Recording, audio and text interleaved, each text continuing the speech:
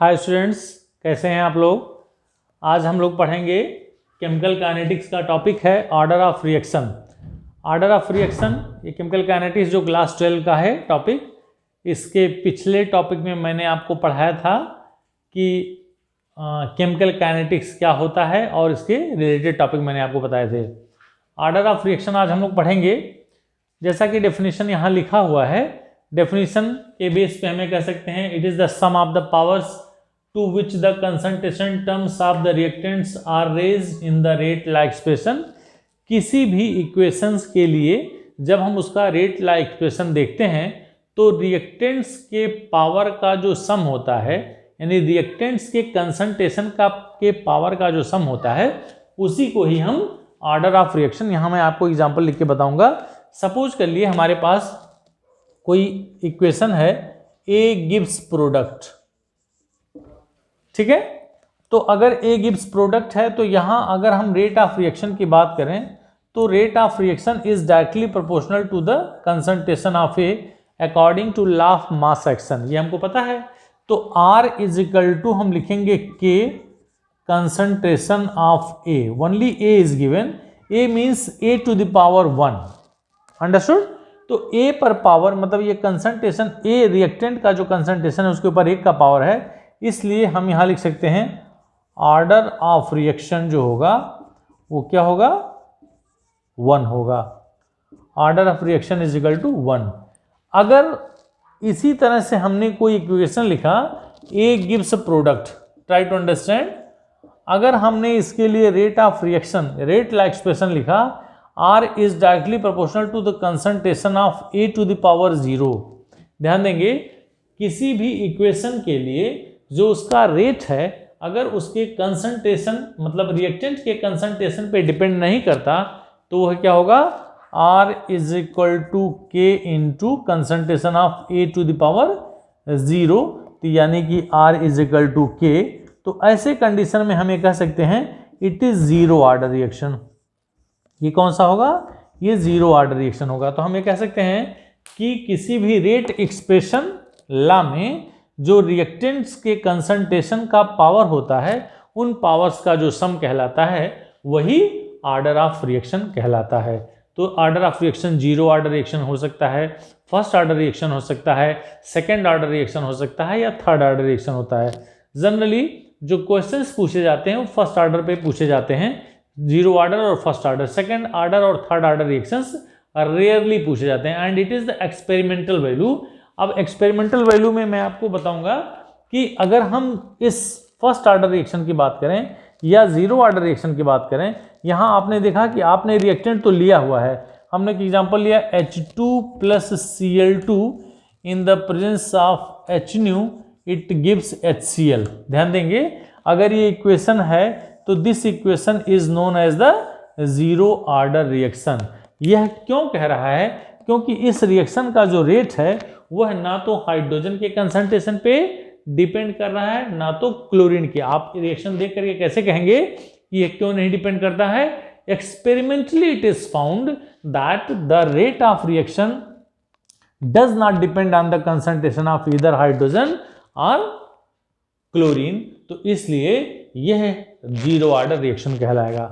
और first order reaction होगा कि यह जो रेट ऑफ रिएक्शन है, rate of reaction is directly proportional to the concentration of A. तो इस तरह से हम zero order, first order, second order और थर्ड ऑर्डर के बारे में जानेंगे। और यहां से मैं आपको बताऊंगा कि what should be the units of के। ये जो के आया है, के का मतलब होता है रेट कांस्टेंट। इस रेट कांस्टेंट की यूनिट क्या होगी फर्स्ट ऑर्डर के लिए, सेकेंड ऑर्डर के लिए, थर्ड ऑर्डर के लिए। देखते हैं डिफरेंट टाइप के रिएक्शंस। अगर हम डिफरेंट टाइप के रिएक्शंस देखेंगे, zero order, first order, second order, कुछ मैं यहाँ रिएक्शन लिखने जा रहा हूँ। मान लीजिए अगर हमारे पास ए गिव्स प्रोडक्ट, ठीक है, तो अगर A gives product this implies, अगर हम इसको यहाँ लिखें this implies R is equal to k concentration of A to the power 0। इसका मतलब ये जीरो ऑर्डर का रिएक्शन होगा।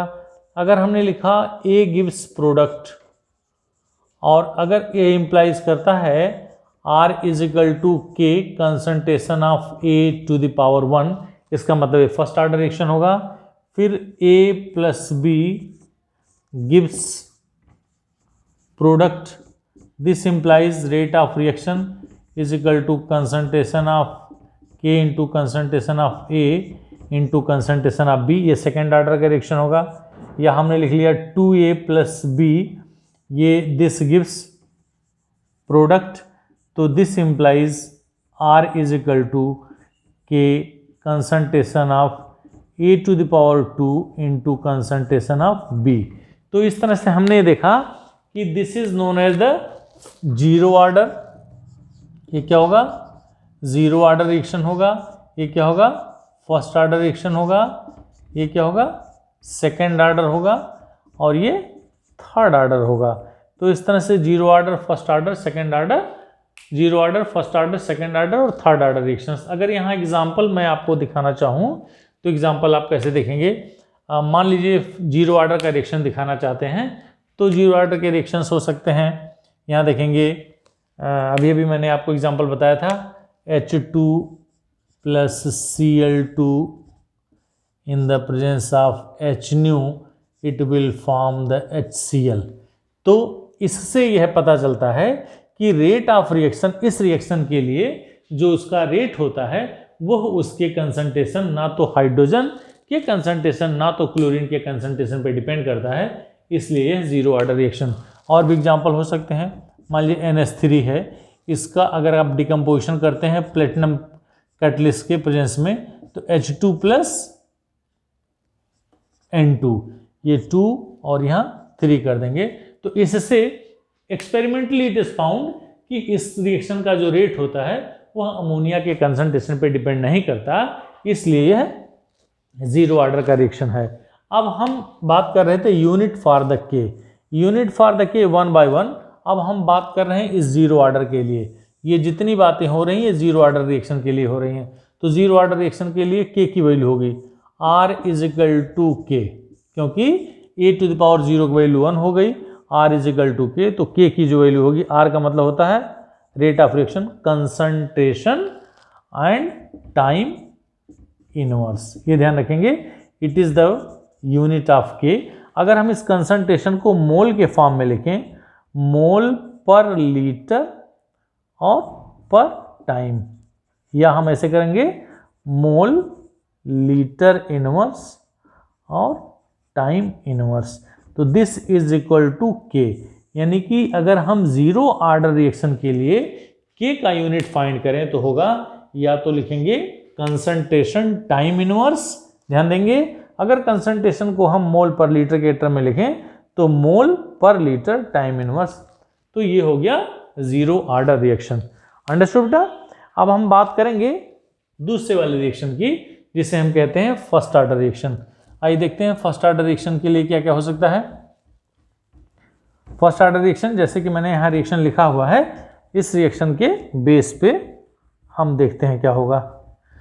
बहुत सारे रिएक्शंस हो सकते हैं, एक दो मैं आपको लिख के बताऊंगा और उसके बेसिस पे हम इसकी यूनिट फाइंड करेंगे। चलिए अब मैं आपको बताऊंगा इस फर्स्ट ऑर्डर रिएक्शन के लिए फर्स्ट ऑर्डर रिएक्शंस क्या क्या हो सकते हैं। मान लीजिए हमने कोई एग्जांपल लिखा, आपने लिखा था A gives product and R is equal to K concentration of A। तो यहां से आपने देखा, एग्जांपल देखते हैं क्या क्या हो सकता है। एग्जांपल हो सकता है H2O2 gives after decomposition H2O plus half O2, ठीक है। तो इस तरह से रिएक्शन क्या होगा, R is equal to K concentration of H2O2, done. तो यहां हमने देखा कि K की जो वैल्यू होगी वो क्या होगी, R by concentration of H2O2। तो R की जो वैल्यू होती है वो होती है कंसंट्रेशन टाइम इनवर्स, ठीक है, डिवाइड बाई इसके कंसंट्रेशन को भी हम कंसंट्रेशन लिखेंगे, ये है और ये कट गया, तो K की जो वैल्यू हो गई वो क्या हो गई, टाइम इनवर्स हो गया। तो इस तरह से हमने देखा कि जो फर्स्ट ऑर्डर रिएक्शन है उस फर्स्ट ऑर्डर रिएक्शंस के लिए जो K की वैल्यू होगी वह, या K मतलब जो यूनिट है रेट कांस्टेंट का वो होगा time inverse, second inverse, minute inverse, are inverse, what ever is given into that one. ठीक है, इसी तरह से हम सेकेंड ऑर्डर और थर्ड ऑर्डर के लिए भी देखेंगे। आइए देखते हैं सेकेंड ऑर्डर और थर्ड ऑर्डर के लिए क्या हो सकता है। सेकेंड ऑर्डर का कोई एग्जांपल अगर हम लिखना चाहें, हमने यहाँ लिखा हुआ it is the second order, कोई एग्जांपल अगर लिखना चाहें तो हम लिख सकते हैं, मान लीजिए एग्जांपल होगा H2 + I2, this gives 2HI। ठीक है, अगर हम इसके लिए रेट एक्सप्रेशन ला लिखें तो R = K concentration of H2 into concentration of I2। तो यहाँ K की जो वैल्यू होगी वो R/H2 इंटू I2, R की वैल्यू हो गई concentration time inverse divide by IH2 and I2, इसको लिखेंगे कंसंट्रेशन इनटू कंसंट्रेशन। ठीक है बेटा, ये कंसंट्रेशन कट गया तो this is equal to time, ध्यान देंगे, this is equal to K = concentration time inverse था, किसकी वैल्यू हो गई ये K = R, R का मतलब हो गया कंसंट्रेशन टाइम इनवर्स, और यहाँ ये कट गया तो टाइम इनवर्स और कंसंट्रेशन इनवर्स, ये हो गया सेकेंड ऑर्डर के लिए। इसी तरह से हम थर्ड ऑर्डर के लिए निकालेंगे। मान लीजिए हमने कोई एग्जांपल लिया NO + O2, 2NO + O2 it gives 2NO2, और इसके लिए जो K की वैल्यू होगी वो क्या होगा, यहां से देखेंगे K = R, R की वैल्यू हो गई concentration time inverse divide by concentration square, तो लिखेंगे कंसंट्रेशन स्क्वायर इंटू फिर लिखेंगे कंसंट्रेशन। तो ये कंसंट्रेशन कट गया तो हमें जो यूनिट मिली वो मिल गया टाइम इनवर्स और कंसंट्रेशन टू द पावर 2-। तो इस तरह से K की वैल्यू हमने देखी कि जीरो ऑर्डर के लिए कुछ और होगा, फर्स्ट ऑर्डर के लिए कुछ और होगा, सेकंड ऑर्डर के लिए कुछ और होगा और थर्ड ऑर्डर के लिए कुछ और होगा। तो इस तरह से आज हमने पढ़ा कि what is the unit for rate constant for different types of the reactions.